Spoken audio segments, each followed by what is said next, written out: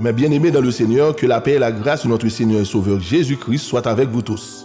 Bienvenue sur l'émission là, Bon l'Évangile en 5 minutes. Aujourd'hui, nous allons continuer une série d'études que nous avons commencé sur la repentance, la conversion et la nouvelle naissance. Fois passé, nous avons expliqué qui ça la repentance là y est. Nous te dit que la repentance c'est un regret amer, une tristesse profonde que le Saint-Esprit produit dans le cœur à cause du péché que vous commettez. Nous te lisons un verset pour vous qui montre clairement que la tristesse selon Dieu produit la repentance. 2 Corinthiens 7, le verset 9 à 10, qui dit « Je me réjouis à cette heure, non pas de ce que vous avez été attristés, mais de ce que votre tristesse vous a porté à la repentance. Car vous avez été attristés selon Dieu, afin de ne recevoir de notre part aucun dommage. » Verset 10, « En effet, la tristesse selon Dieu produit une repentance à salut, dont on ne se répand jamais, tandis que la tristesse du monde produit la mort. » Nous t'ai aussi parlé de la vraie et la fausse repentance parce que nous t'ai dit la vraie repentance toujours fait suite à un changement de vie, un changement de comportement parce que nous venions l'autre monde. Avant d'aller plus loin, quittez me dire que la repentance, la conversion et la nouvelle naissance, tous les trois produits dans un monde au moment d'y accepter Jésus dans la ville.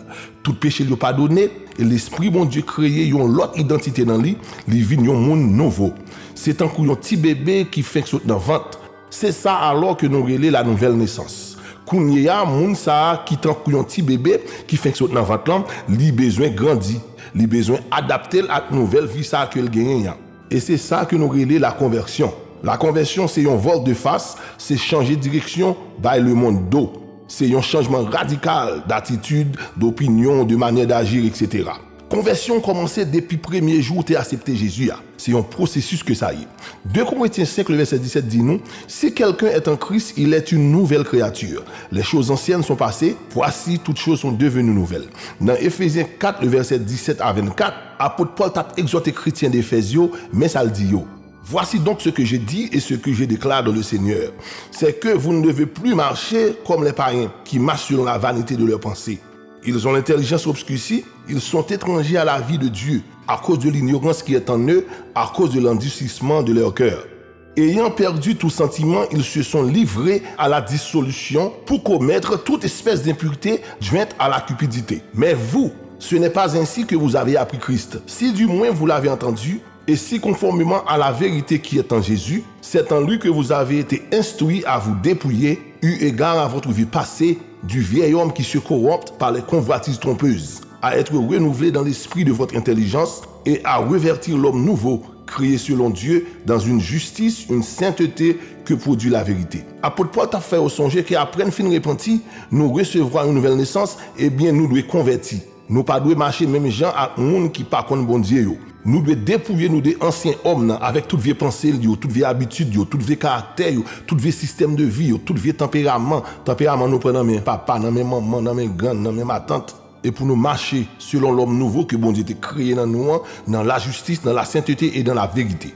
En conclusion, la repentance, la nouvelle naissance, la conversion, c'est un travail qui passe dans la vie croyante à 3 niveaux. Premièrement, la repentance passe dans l'homme. L'esprit bon Dieu convainc volonté ou, il convainc intelligence ou, et puis il convainc sentiment. Et ou vient tomber d'accord qu'on sont pécheurs et ou accepter Jésus. Deuxièmement, la nouvelle naissance produit dans l'esprit ou, parce que bon Dieu crée dans nous-mêmes on l'autre esprit, ou vient l'autre monde, l'autre identité. C'est ça que nous relève l'homme nouveau créé selon Dieu. Et puis troisièmement, nous gagnons la conversion. L'esprit bon Dieu commence à travailler là-dedans et puis il sortit dehors, il reflète dehors. Sous besoin qu'on est si on converti, on peut garder dans la façon de marcher, façon de parler. Est-ce que la ville produit des fruits dignes de la repentance? Quel que soit gros péché ou quel que soit mode de vie qu'on vivre, même si vous sentez que c'est plus gros péché sur la terre, le Saint-Esprit bon Dieu capable de faire travail ça dans la vie.